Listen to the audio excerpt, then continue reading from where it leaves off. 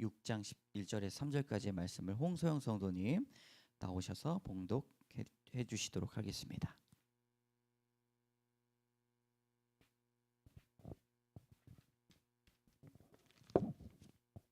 예배소서 6장 1절에서 3절 봉독하겠습니다. 자녀들아, 주 안에서 너희 부모에게 순종하라. 이것이 옳으니라.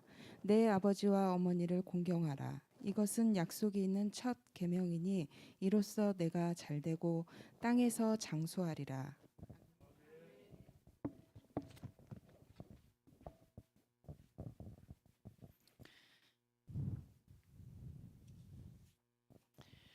네, 따라하겠습니다. 주 안에서 부모를 사랑하라. 네, 매일 아침에 이제 전달되는 편지가 있습니다. 고도원의 아침 편지라고 하는데 여러분 혹시 들어보셨습니까? 고도원 씨는 이 김대중 정부 때 청와대 대통령 연설 담당 비서관이었고 또 연세대 신학과를 나왔어요. 개신교인 작가로 글로 꿈을 주는 사람입니다. 2001년도 8월부터 시작된 이 편지는 지금까지 매일 아침 350만 명, 많죠? 네, 누군가가 350만 명에게 매일 아침 20년 동안 편지를 쓴다고 하면 대단한 일 아니겠습니까? 저도 군대에 있을 때 그 메일통에 휴가 나오면 그 메일통에 고도원의 아침 편지가 이렇게 도착하는 것이 아직까지도 기억이 납니다. 이 고도원 씨가 쓰신 부모님의 사랑을 생각하며 쓴 책이 있습니다. 바로 부모님 살아 계실 때 꼭 해드려야 할 45가지입니다. 부모님 살아 계실 때 꼭 해드려야 할 것을 우리가 생각해 보면 뭐 10가지, 20개 이렇게밖에 생각이 안 날 텐데 이분은 글도 잘 쓰셔가지고 45가지나 됩니다. 그 중에 5가지를 골라 보았습니다. 첫 번째로 전화 자주 걸기, 가능하면 하루에 한 번씩. 우리 두 번째 18번째 한번 읽어볼까요? 시작. 인생 구단 부모님께 여쭈어 보기. 세 번째 시작. 학교나 회사 구경시켜 드리기. 네 번째 자식 옷 한 벌 살 때 부모님 옷도 한 벌 사기. 다섯 번째 큰 목소리로 하루라도 건강하실 때 모시고 여행 다니기입니다. 고도원 작가가 이 책을 쓴 이유는 부모님이 돌아가신 시간이 아주 오래됐어요. 그분도. 그런데 부모님을 사랑하는 마음으로 효를 하고 싶은 마음이 커서 이 책을 적었다라고 이야기를 합니다. 이 책을 읽는 독자들이 만약 부모님이 살아 계신다면 뒤로 미루지 말고 시작하라. 운명의 신이 부모님과 우리 사이를 언제 갈라놓을지 모른다라고 말을 하면서 오늘 최선을 다해야 된다고 말을 하고 있습니다. 여러분 오늘 어떻게 해야 된다고요? 최선을 다해라. 부모님을 사랑하는 일, 부모님께 효도하는 일, 성경은 옳은 일이다라고 말을 합니다. 오늘 말씀 읽어보겠습니다. 시작. 자녀들아, 주 안에서 너희 부모에게 순종하라. 이것이 옳으니라. 아멘. 성경에서 그것이 옳다라고 강조하고 구약에서는 10계명에 포함이 되어 있고 또 신약에서는 교회의 성도들에게 가르치는 이것은 하나님 사랑과 이웃 사랑을 제외하고 오직 유일한 계명입니다. 여러분 부모님을 사랑하는 일이 옳은 일입니다. 하나님께서 우리에게 명령하신 것이지요. 부모님의 사랑은 오직 하나뿐인 사랑이고 부모님의 사랑은 그 어느 것과도 비교할 수 없는 사랑이고 목숨을 아끼지 않는 사랑이며 장소와 시간을 초월한 사랑입니다. 여러분 부모님을 공경하고 부모님께 순종하는 것이 하나님의 명령이요 사람의 도리입니다. 사랑하는 성도 여러분, 주 안에서 부모님께 순종하시기 바랍니다. 아멘으로 크게 화답하시기 바랍니다. 이것이 옳은 일입니다. 부모님을 공경하시기 바랍니다. 이것이 약속이 있는 첫 계명입니다. 오늘 말씀을 상고할 때 부모님을 사랑하는 일조차 사람의 힘으로 하지 않고 오직 십자가의 사랑으로 다가가시는 여러분 되시기를 주님의 이름으로 축복합니다. 첫 번째, 자녀 모두에게 주시는 명령입니다. 1절의 말씀 같이 읽겠습니다. 시작. 자녀들아 주 안에서 너희 부모에게 순종하라. 이것이 옳으니라. 아멘. 성경은 자녀들아라고 그렇게 권면합니다. 뭐라고요? 자녀들아. 여기서 나오는 자녀들의 뜻이 무엇인가? 이 테크논 헬라어예요. 네. 요게 지금 히브리어로 잘못 적용이 됐는데 테크논 저건 틀린 겁니다. 네. 테크논이라고 요거 지워 주셔야 됩니다. 이거 영상으로 보시는 분들은 깜짝 놀래요. 네. 대신에 헬라어로 테크논이라는 단어는 맞습니다. 아이, 자식입니다. 아직 태어나지 않은 아이까지도 포함이 되어 있습니다. 뭐라고요? 아직 태어나지 않은 아이까지도 포함된 이 헬라어의 단어입니다. 자녀들아 라는 단어는 아이, 자식, 아직 태어나지 않는 아이에 대해 사용했던 단어인데 영적으로 보면 두 가지의 뜻이 있습니다. 첫 번째로는 부모님이 낳은 자식, 우리가 일반적으로 알고 있는 자녀들입니다. 자신을 낳아주신 부모에게 순종하는 것이 자녀의 도리이죠. 두 번째 영적인 의미는 하나님을 아는 모든 자녀입니다. 그래서 교회들에게 가르칠 때 자녀들아 라고 말을 하는 것은 하나님을 아는 자녀들아, 예수 그리스도를 주로 고백하는 자녀들아, 부모에게 순종하라 라고 말씀하고 있는 것이지요. 하나님을 섬기는 사람들은 부모를 무시할 수 없습니다. 신앙이 있으면서 부모님에게 순종하지 못한다면 제대로 된 신앙인이 아니라고 볼 수 있죠. 하나님을 사랑한다고 하면서 부모에게 소홀하지 않도록 해야 합니다. 여러분, 성경은 참 대단하죠. 부모님의 사랑 안에서 하나님의 사랑이 담겨 있다는 사실을 깨닫게 합니다. 부모님을 바라볼 때 그 생명의 근원이 어디에서부터 왔는지를 알게 되는 지혜가 있다는 것이지요. 부모님을 바라볼 때 어떤 지혜가 온다고요? 나의 생명이 하나님께 있다는 그 지혜를 발견하게 된다는 것입니다. 그렇기 때문에 생명의 근원이 어디서부터 왔는지 부모님을 바라보면서 하나님을 발견할 수 있어야 합니다. 우리가 족보를 잘 알아야 되는데 이 누가복음에 있는 족보가 있습니다. 한번 볼까요? 23절 예수께서 가르치심을 시작하실 때에 30세쯤 되시니라 하면서 족보가 나와요. 사람들이 아는 대로 요셉의 아들이니 요셉의 위에는 누구예요? 헬리오, 그 위에는 마따니오, 그 위에는 레위오, 쭉쭉쭉 나가서 38절에 그 위는 에노스요, 그 위는 셋이요, 그 위는 아담이요, 뭐예요? 그 위는 하나님이시니라. 여러분, 부모님을 바라볼 때 생명의 근원이 하나님께 온다는 사실을 고백하시는 여러분 되시기를 주님의 이름으로 축복합니다. 그러므로 자녀들아 라고 말씀하신 것은 한 사람도 빠짐없이 모든 사람들에게 주시는 하나님의 명령이라고 볼 수가 있습니다. 너희 부모에게 순종하라. 이것은 단순한 관계의 말이 아니라 자녀가 부모를 순종할 때 하나님을 인정하게 된다는 것이죠. 자녀가 부모의 말에 엎드릴 때 하나님께도 엎드릴 수 있다는 말입니다. 하나님을 모르는 사람들은요, 부모님의 사랑을 왜곡합니다. 당연한 사랑이라고 말을 하는 사람도 있습니다. 당연한 사랑은 이 세상에 없어요. 사랑 자체가 위대한 것이요, 매우 숭고한 사랑입니다. 자신의 마음에 들지 않는다고 사랑을 그 가치를 깎아내리면 여러분 절대로 안 됩니다. 2절의 말씀에 노란 줄만 한번 읽어보겠습니다. 시작. 내 아버지와 어머니를 공경하라. 여러분, 공경이란 뜻이 어떤 의미가 있다고요? 가격을 정하다, 가치를 매기다. 그러므로 아버지와 어머니를 공경하는 것은 하나님께서 주신 그 생명의 가치가 부모님께 있다라는 그런 아주 숭고한 고백입니다. 여러분, 부모님을 공경하시기 바랍니다. 부모님을 바라볼 때 하나님께서 주신 그 생명의 가치를 인정하시는 여러분들 되시기를 바랍니다. 아버지의, 어머니의 사랑을 깨닫고 그 놀라운 가치를 매기는 것이 바로 공경입니다. 어떤 사람은요, 내가 왜 이런 부모 밑에서 태어나서 개고생인가 라고 말을 하고 고백하는 사람들도 있습니다.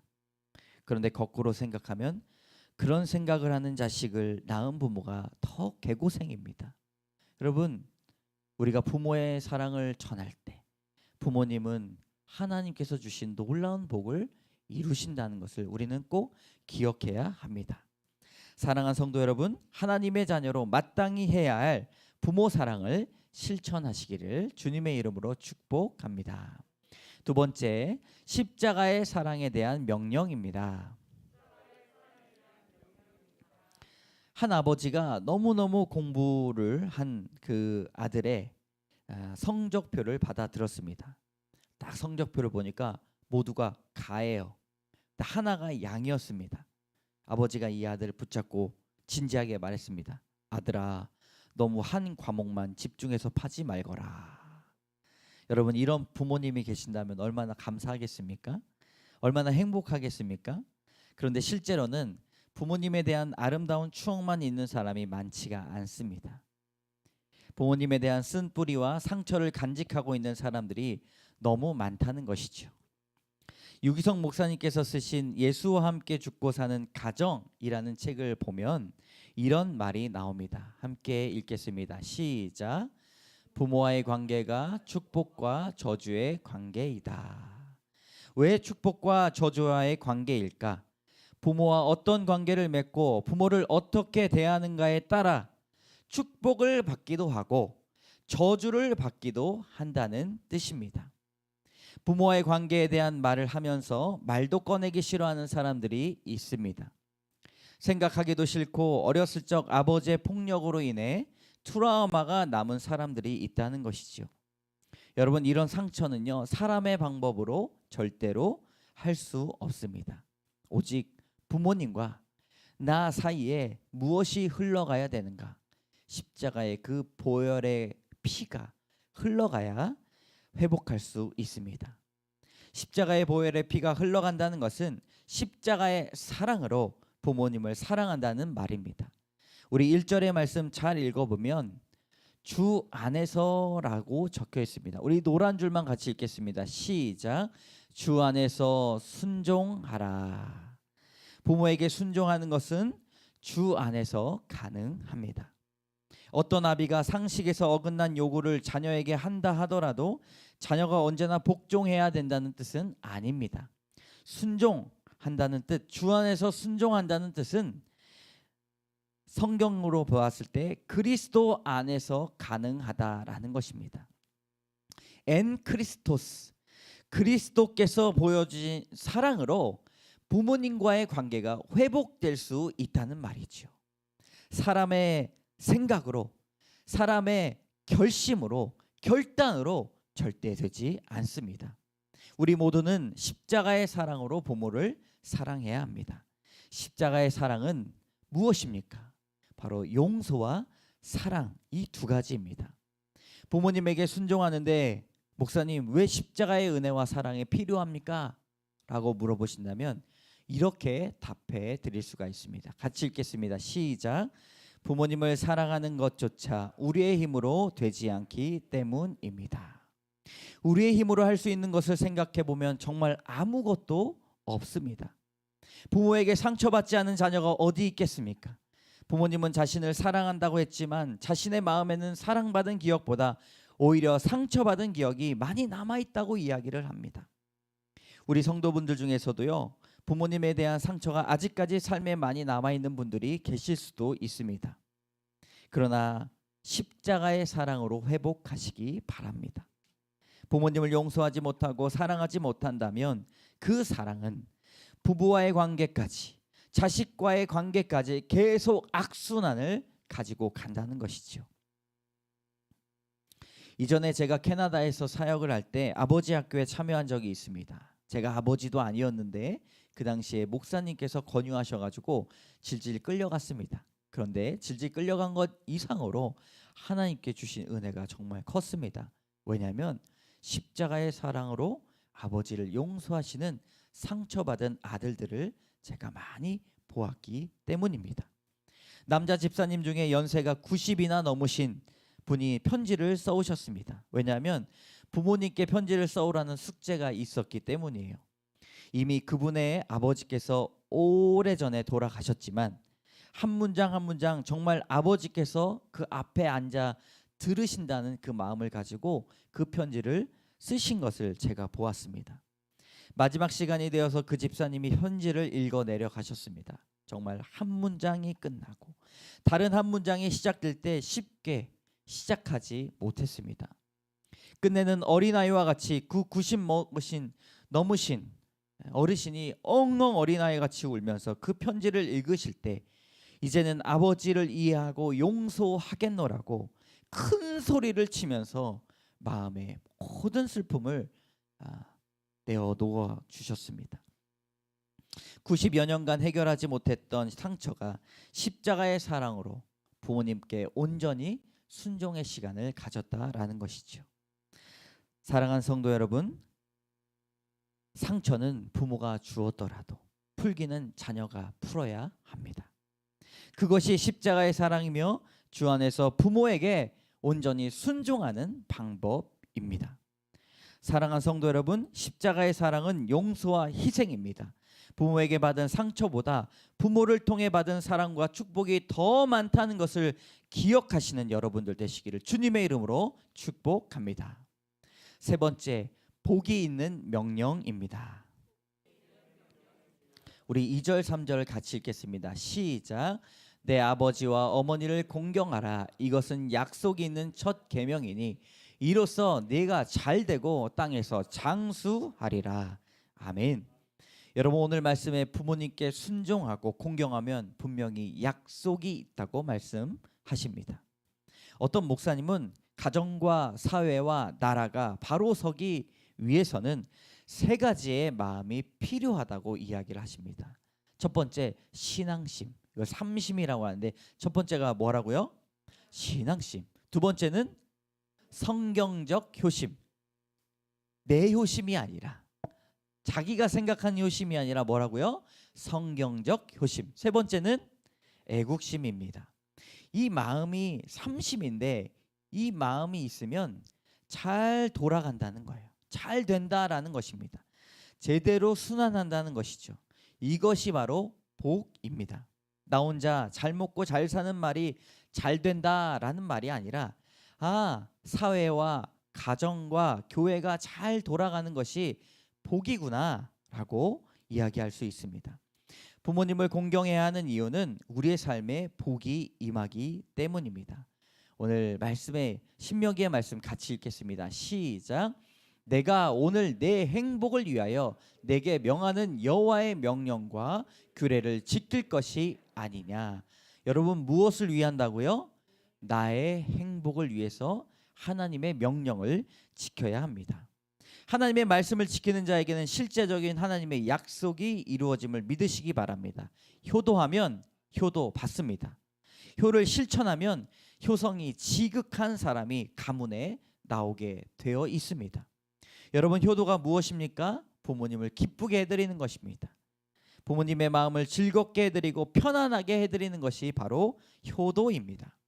부모님에게 걱정을 끼쳐드리는 것이 효도라고 생각하면 안 됩니다. 부모님의 마음을 평안하고 즐겁게 어떻게 하면 해드릴 수 있을까? 날마다 생각해야 된다는 것이죠. 여러분, 어떻게 하면 부모님을 위해 살아갈까 생각했던 성경 인물이 있습니다. 바로 룻입니다. 우리가 잘 알고 있는 룻을 보면 그가 약속의 첫 계명이 바로 복인지를 우리에게 알려주고 있는 것이지요. 룻은 자신이 시집 온 집안에서 참 어려운 일을 겪습니다. 집안의 남자가 다 죽어요. 시아버지도 죽고 자기 가족 남편도 죽고, 집안의 남자가 다 죽습니다. 여러분, 얼마나 절망적인 사건입니까? 그런데 시어머니가 내 며느리들아 다 돌아가라 라고 이야기를 하죠. 남편도 두지 못하니 내가 소망이 있다고 말한들 너에게 무슨 소용이 있겠느냐라고 시어머니가 고향으로 돌아가서 너 따로 살아라 라고 이야기를 합니다. 그러나 내 마음이 아프니 너희는 떠나가라 라고 이야기했던 그 시어머니에게 뭐라고 룻이 이야기하는가? 첫 계명을 바로 지키게 됩니다. 우리 룻기 1장 16절에서 17절까지의 말씀을 제가 읽겠습니다. 룻이 이르되 내게 어머니를 떠나며 어머니를 따르지 말고 돌아가라 강권하지 마옵소서. 어머니께서 가시는 곳에 나도 가고 어머니께서 머무시는 곳에서 나도 머물겠나이다. 어머니의 백성이 나의 백성이 되고 어머니의 하나님이 나의 하나님이 되시리니 어머니께서 죽으시는 곳에서 나도 죽어 거기 묻힐 것이라. 만일 내가 죽는 일 외에 어머니를 떠나면 여호와께서 내게 벌을 내리시고 더 내리시기를 원하나이다 하는지라. 아멘. 여러분, 룻이 뭐라고 기도했습니까? 마지막에 어머니, 여호와께서 내게 벌을 내리시고 더 내리시기를 원합니다. 만약에 부모님을 떠나면 내가 그렇게 되기를 원합니다. 그런데 다른 사람들의 입방아에 올라 하나님께 저주받았다라고 욕을 먹었던 이 집안이 룻의 이 효도를 통하여서 다시 일어서게 되었습니다. 룻은 집안을 일으키는 귀한 복을 받고 후에는 예수님의 족보에 올라 성경에 자신의 이름이 쓰여지게 되었습니다. 여러분, 이 룻과 같은 귀한 첫 계명을 이루시는 여러분 되시기를 주님의 이름으로 축복합니다. 룻에 관한 이야기를 보면서 우리는 효도에 관한 생각이 새로워져야 합니다. 꼭 자신의 부모님뿐만 아니라 효도를 할 수 있는 기회가 있는 모든 가족들에게 효를 들으시기를 바랍니다. 장모님, 장인어른, 시부모님, 또한 부모님의 역할을 해주셨던 어르신분들을 찾아가 축복 기도를 하시기 바랍니다. 그리고 복을 받는 지름길로 들어서시기 바랍니다. 찾아뵙지도 못하면 택배라도 보내시기 바랍니다. 맨날 아침마다 택배 오면 설레잖아요. 그렇죠? 여러분, 그 설렘을 부모님과 같은 역할을 해주셨던 스승님에게 꼭 전하시기 바랍니다. 안 되면 안부라도 전하시기를 바랍니다. 그리고 또 한 가지, 혹시나 병환 중에 계신 부모님이 계십니까? 끝까지 부모님을 위해 기도하시기 바랍니다. 나이 이른의 아브라함에게도 새로운 시작을 허락하신 하나님께서 그 무엇을 행하지 못하시겠습니까? 지금까지 믿음을 지키시고 나를 위해 기도하신 부모님이 계십니까? 감사하시기 바랍니다. 기도하는 부모님이 안 계셨더라면 인생의 모진 풍파와 억센 엉겅퀴 같은 인생이 더하여졌을 것입니다. 사랑하는 성도 여러분, 복이 있는 계명을 지킴으로 진정한 행복과 만족을 누리며 하나님께 허락하신 장수의 복을 받으시는 여러분 되시기를 주님의 이름으로 축복합니다. 아멘. 우리 한번 따라해 보겠습니다. 주 안에서 부모를 사랑하라. 첫 번째, 자녀 모두에게 주시는 명령입니다. 십자가의 사랑에 대한 명령입니다. 복이 있는 명령입니다. 함께 말씀을 생각하시면서 1분간 우리가 결단의 기도 나가도록 하겠습니다. 감사합니다.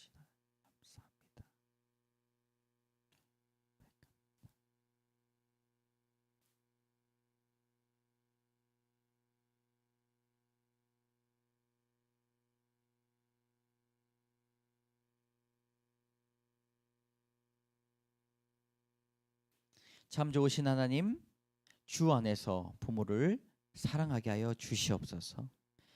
자녀 모두에게 주시는 그 명령, 하나님의 자녀로 살아갈 때 하나님 부모님께 순종하며 하나님께 순종을 배울 수 있도록 인도하여 주시고, 부모님 앞에 엎드릴 때 하나님 앞에 엎드린 귀한 복이 있게 하여 주시옵소서. 하나님, 십자가의 사랑에 대한 명령임을 믿습니다. 아직 회복하지 못하고 상처받은 그 처절한 아들의 인생, 자녀들의 인생, 딸의 마음에 십자가의 복음과 위로와 사랑이 임하여 하나님 회복할 수 있도록 복을 내려 주시옵소서. 주님, 복이 있게 하여 주시니 참 감사합니다. 하나님, 잘 되는 복이 있게 하여 주시고, 주님 인생의 복이 부모님을 사랑하고 공경할 때 귀한 첫 계명이 이루어질 수 있도록 인도하여 주시옵소서. 하나님, 부모님이 안 계시다면 부모님을 역할을 했던 사랑하는 사람들을 찾아가 기도하고 날마다 위로할 수 있도록 인도하여 주시고, 그들 위해서 축복 기도를 하는 귀한 영혼 되게 하여 주시옵소서. 모든 말씀 예수님 이름으로 감사드리며 기도드립니다. 아멘. 이 시간에는 우리 감사의 편지 우리 장은채 성도 나오셔서 감사의 편지 부모님의 은혜를 생각하면서 잠깐 나누도록 하겠습니다. 여러분 떨리니까 우리 감사의 박수. 네.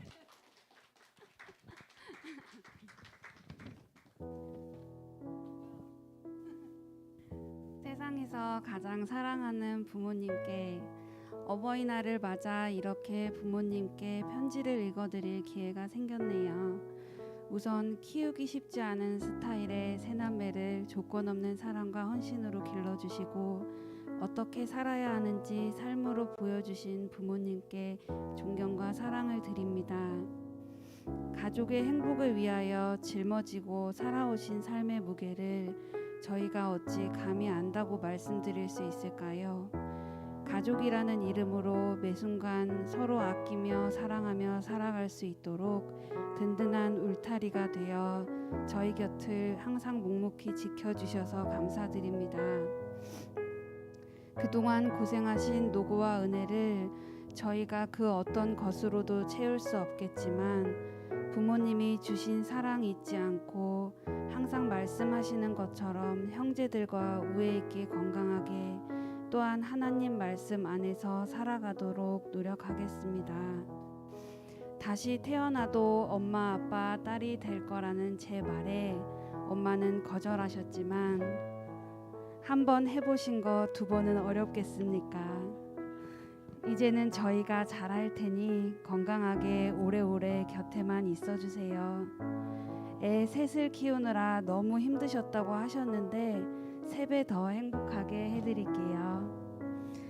어릴 적 새남매가 골목길에서 놀다 다칠까봐 새벽에 일어나셔서 온 동네를 쓸고 다니셨던 아빠의 사랑과 사춘기 시절 중2병에 걸려 되는 게 없던 딸에게 눈물로 성경 구절로 편지 써주시던 엄마의 사랑이 원동력이 되어 살아가고 있는 저는 아빠 엄마의 딸이라서 행복합니다. 마음 깊이 사랑하고 존경합니다. 2022년 5월 8일 은채 드림.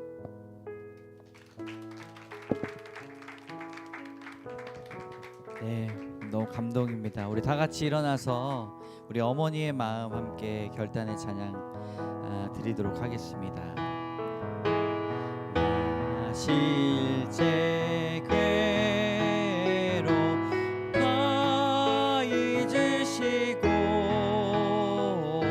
길을 밤낮으로 애쓰는 마음 진자리 마른 자리 가라니시며 손만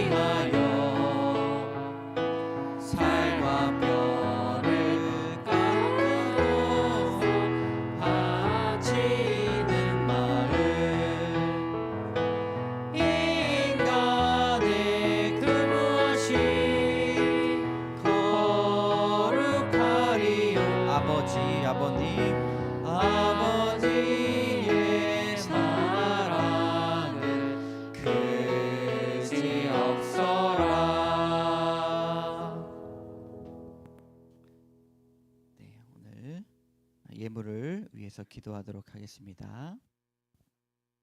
네. 함께 기도하겠습니다.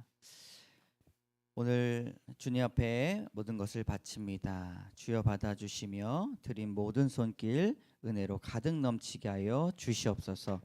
11조와 감사를 드립니다. 목적과 구제로 드리는 손길 위에 사랑과 충만을 더하여 주시옵소서.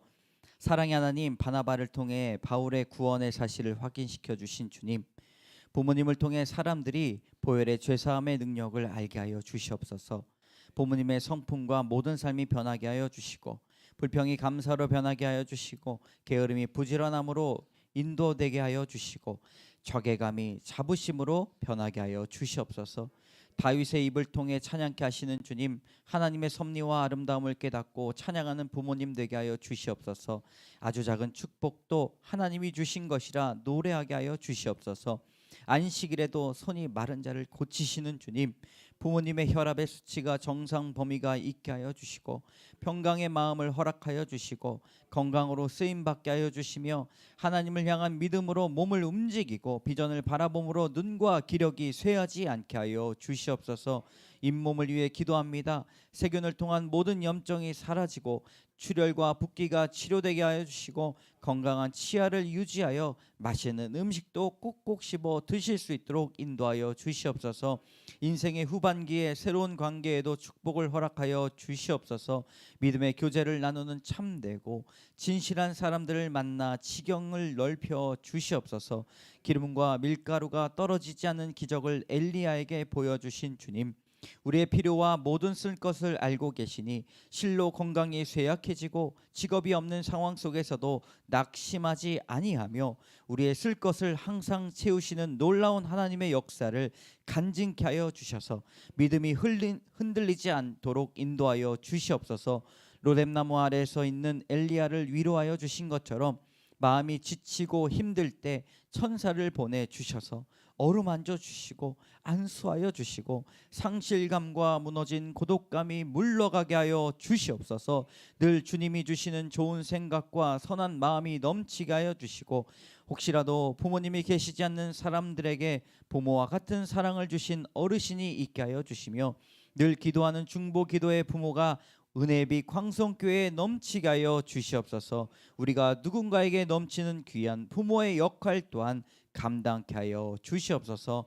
모든 말씀 예수 그리스도의 이름으로 간절히 기도드립니다. 아멘.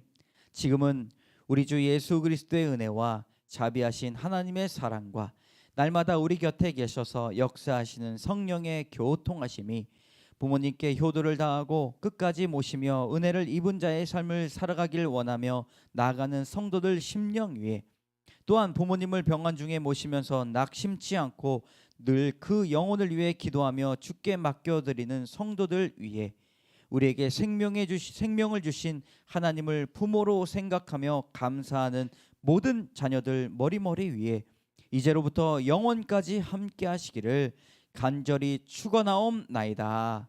아멘.